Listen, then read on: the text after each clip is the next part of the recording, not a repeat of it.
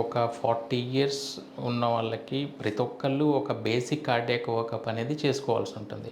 ECG, echocardiography, treadmill test, ఈ 3 basic cardiac test అంటామన్నమాట. ఈసీజీలో ఏంటంటే మనకు గుండె యొక్క ఎలక్ట్రిక్ యాక్టివిటీ తెలుస్తుంది.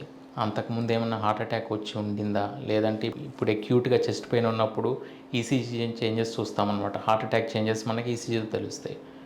అదేవిధంగా గుండె పనితీరు ఎట్లా ఉంది, గుండె ఎట్లా కొట్టుకుంటుంది, ఇదంతా తెలుస్తుంది. ప్రీవియస్ హార్ట్ అటాక్ ఏమన్నా వస్తే గుండె పనితీరు తగ్గిపోతుంది. అండ్ అక్యూట్ హార్ట్ అటాక్లో కూడా సడన్గా గుండె పనితీరు తగ్గిపోతుంది. ఇదంతా మనం ఎకోలో తెలుసుకోగలుగుతాం. థ్రెడ్మిల్ టెస్ట్ ఏంటంటే ఈసీజీ లీడ్స్ మన చెస్ట్ కనెక్ట్ చేసి థ్రెడ్మిల్ మీద పేషెంట్ని వాకింగ్ అండ్ రన్నింగ్ చేపిస్తాం అనమాట. ఆ టైంలో గుండె వేగము చాలా ఎక్కువ కొట్టుకుంటుంది. అంటే ఆర్టిఫిషియల్గా మనం స్ట్రెస్ క్రియేట్ చేస్తాం హార్ట్కి. గుండె రక్తనాళాల్లో బ్లాక్స్ ఉంటే కనుక ఆ ఈసీజీలో చేంజెస్ అనేవి మనకి కనపడతాయి అన్నమాట. సో అప్పుడు మనం ఫర్దర్ ఎవాల్యుయేషన్ చేసుకోవాల్సి ఉంటుంది.